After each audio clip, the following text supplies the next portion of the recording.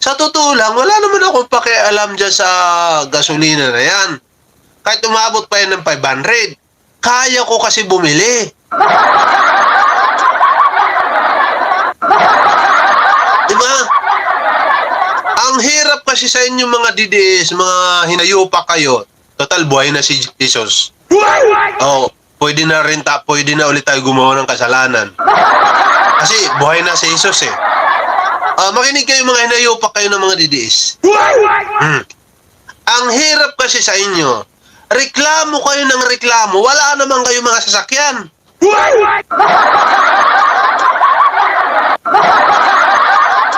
Ikaw, putragis ka, wala kang kahit bisikleta eh, reklamo ka ng reklamo, malanggas.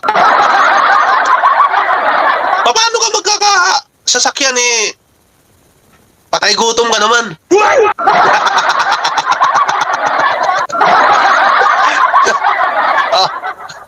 Paano ka ngayon magkakaroon ng sasakyan? Isa kang hampas lupa.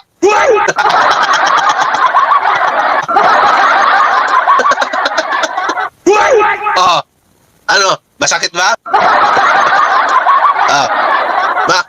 Nasasaktan ba kayo? Hampas lupa ka eh. Panay ka reklamo. Nawala si mukhang nasaktan eh. Inuntog-untog yung ulo. E-bike, wala rin. Tinuman ka pala mukha. Reklamo na reklamo. Mahal daw yung krudo. Kahit e-bike, wala. Alam mo, mayroon ka? Kariton. Dati, nung unang-una ako nagbablog, ang gamit ko talaga kariton. Sino nakakaalam dito na yun ang gamit ko? Unang-unang vlog ko. Ano ang hanap buhay ko? Nagkakariton po ako. Natandaan nyo ba yon? Unang-una ko po yun na vlog. Kariton po ang gamit ko. Nagbubuti bakal ako. Buti bakal, Jaryo. Jaryo, buti bakal. Ganon yung hanap buhay ko dati, mga kababayan. Kung natatandaan nyo po, yung nakasubaybay sa akin dito araw-araw. Siyempre, dahil masipag ako, kaya nakabili po tayo ng mga sasakyan. Nakabili po tayo ng mga helicopter, yate. Tapos nagtayo tayo ng mga business. Kung ano-ano pa. Kaya, yumaman po tayo kahit papano. Diba? Ganun po yun mga kababayan. Sipag lang ang kailangan. Partida, wala pang nagbabayad sa akin dito. Paano na lang kung may nagbabayad sa akin dito? Baka senador na ako ngayon. Ay, nako. Tingnan mo si Marcolita. Binabayaran ng mga negosyante. Naging senador. Di ba? Pinupunduhan siya ng mga negosyante, kaya naging senador. Si Escudero. Pinupunduhan ng negosyante, kaya nagiging senador. Di ba? Kasi nga po, may nagbabayad na sa kanila para tumakbo, para yung mga pakikinabangan nila sa mga batas ay meron silang tao sa loob ng politika. Alright? Ganun yun, mga kababayan. Kaya ako, dahil mula sa pagiging Jaryo Bakal Buti, tapos nagsipag, ilang taon lang ang lumipas, nagkaroon ng mga negosyo, sasakyan, eroplano, yate, lahat na yata eh. Malapit ko na nga mabili yung Philippine Airline eh. Malapit ko na mabili yung Philippine Airline. Siyempre dahil sa sipag yun, mga kababayan. Gayahin nyo ako mga DDS. Anong joke? Walang joke dito. Hindi ko lang talaga piniflex sa aking mga channel tulad dito kasi ayaw ko nahabulin ako ng BIR. Ang tawag doon, mindset. Di ba? Tingnan mo yung iba dyan ng mga mayayabang. Tingnan mo si Diskaya.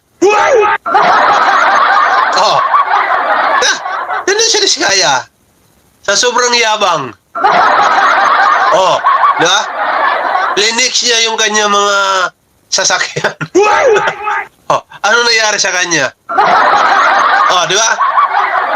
Nakakulong.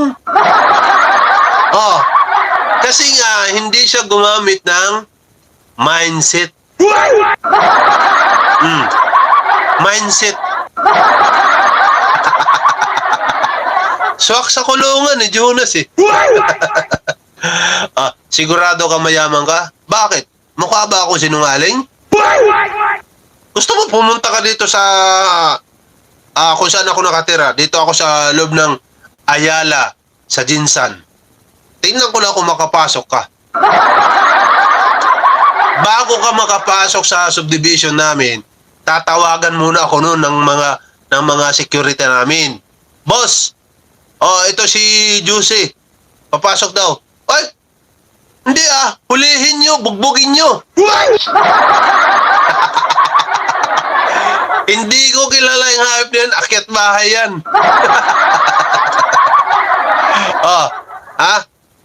Ayala nga, Ayala Alabang, dito sa Jinsan. Dito ako nakatira sa amin sa subdivision.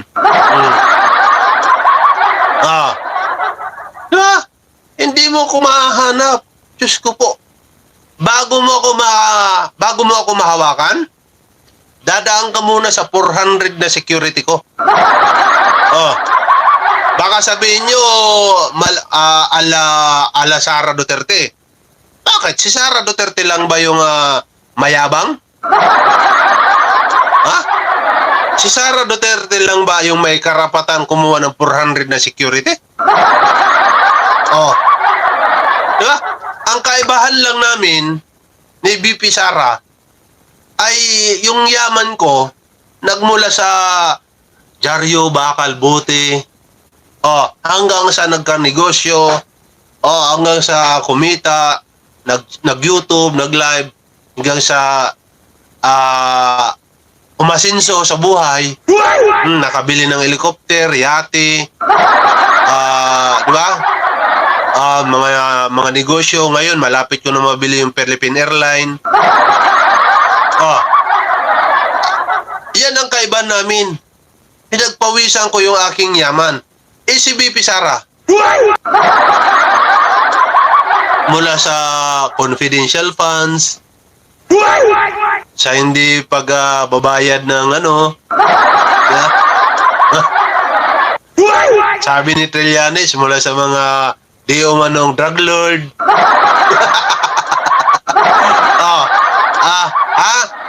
Diba? Mula sa pamana ni Digong, kahit buhay pa. Yun ang kaibahan namin.